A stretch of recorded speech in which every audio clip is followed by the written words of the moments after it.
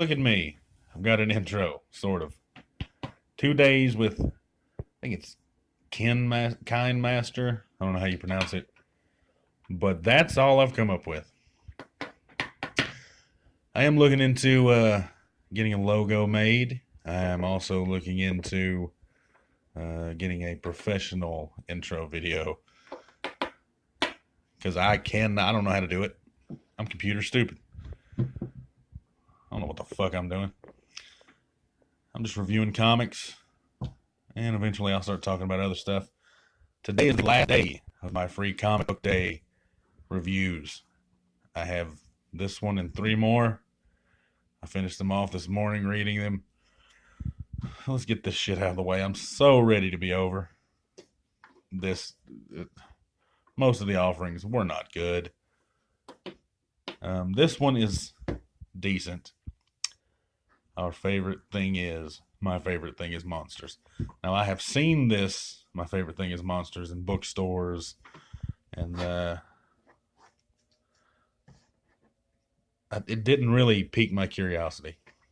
Doesn't look like it's my kind of thing, it didn't, and it's not really. It's drawn, it's done by Emil Ferris, but written and drawn. And the art style is a ballpoint pen. It's all ballpoint pen. Something I can draw with a ballpoint pen, of course. See, there's the actual book cover. I've seen it a million times. I've seen it on Amazon. But I can't do what she does and what other people do. I believe that is her. Is it? Yeah, that's her. I don't know if you can really see what she does with the ballpoint pen. All that shading and lighting. I can't do that. I can't do that yet. But I will get there. The first part of this is really just her life story. She got bit by a mosquito, caused all kinds of problems. Delirium. She was in the hospital. Just some bad shit. She was paralyzed from the waist down from a mosquito. She had meningitis, West Nile virus, and encephalitis from a mosquito. We have to rid the world of mosquitoes. They're a menace. Mosquitoes are worse than zombies. If zombies were real, I wouldn't give a shit. But I fucking hate mosquitoes. I'm wearing this bracelet right now. Mosquito repellent bracelet. You can buy them everywhere these days. I've got a whole glove box full of these things. And they are strong. They stink.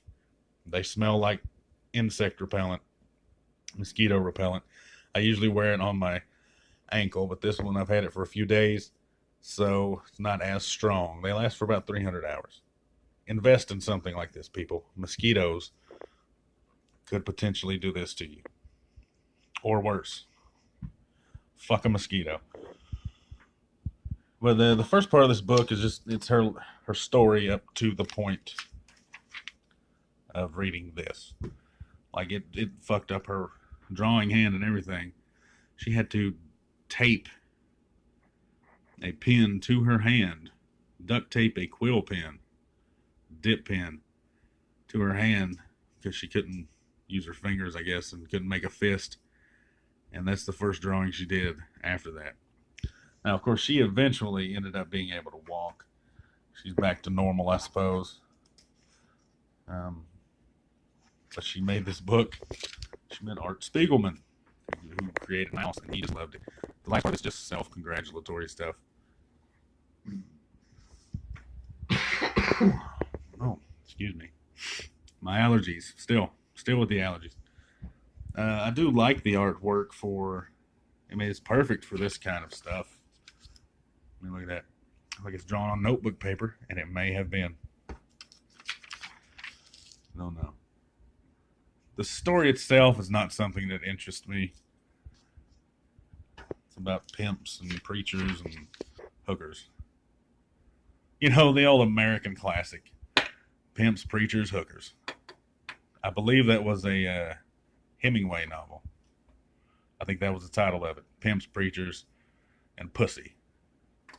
We all know Hemingway was a pussy magnet, so I don't know. It's just not my thing. I think the entire book would probably be pretty good for, especially a teenage female. I mean, it's not an SJW comic by any stretch of the imagination, but it's well written. It does have a unique voice of its own. I think I might be even quoting Art Spiegelman, whom she quotes. Your book introduces a new rhythm to comics. And I don't know if it's a new rhythm. I don't think Art Spiegelman really reads a lot of comics or has ever read a lot of comics. I think he was more in the comic strips.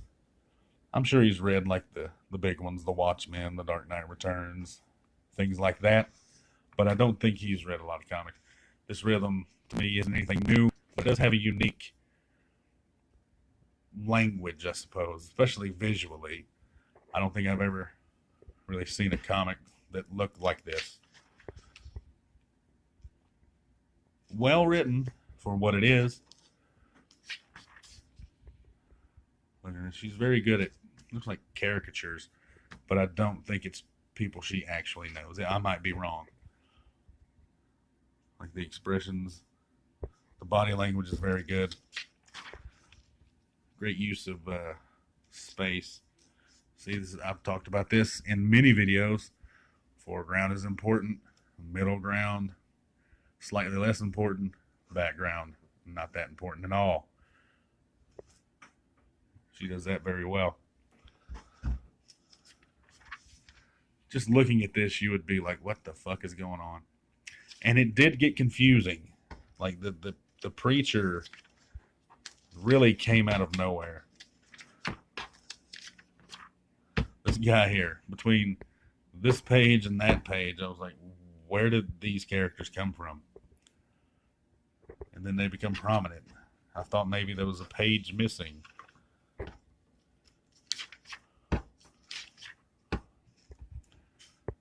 Good little collage there. I'm surprised she doesn't get in trouble for this, even though she is a woman. If a white guy had drawn this today, he would get in trouble. It looks like a caricature of a black man from the 70s. I have no problem with it. I know a white guy that looks just like that without the afro. Looks exactly like that guy.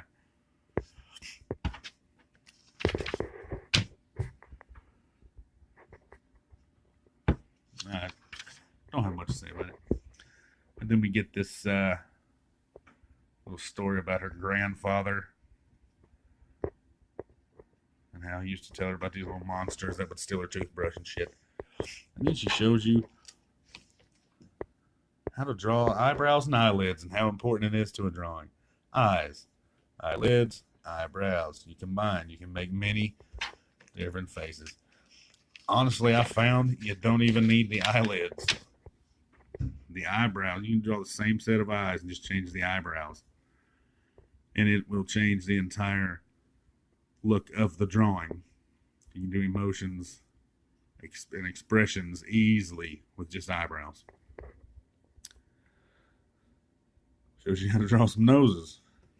Now this part looks like, and I think this part is aimed at a younger, more, aimed at children, because it looks like children's drawings.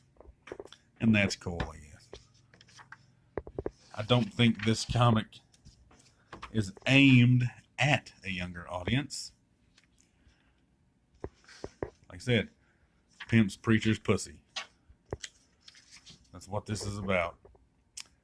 And 15, 16-year-old, older, that's what this is for. That's who this is for. It was okay. Wouldn't mind reading that. About Warren Publishing. Fantagraphics, I've only read, besides this And I'm guessing any other free comic book day offerings they've had. I really haven't read anything. I think Castle Waiting. I read volume 1 of that 20 years ago, 15 years ago. That's the only thing I think I've ever read from Fantagraphics. I will not personally be picking this up, but I would recommend it to any female teenagers that I know. I don't know many. Got a niece. She's 14. But I don't even think she would. She's more into manga and anime. And stupid Homestuck. Jesus, Homestuck is, ugh. I don't know. If you're a 15-year-old girl, go check this out. Check out, find it on Amazon or at your local comic book store or Books A Million, Barnes & Noble, whatever. Order it, find it, read it. You'll probably enjoy it. On to the next one. Peace.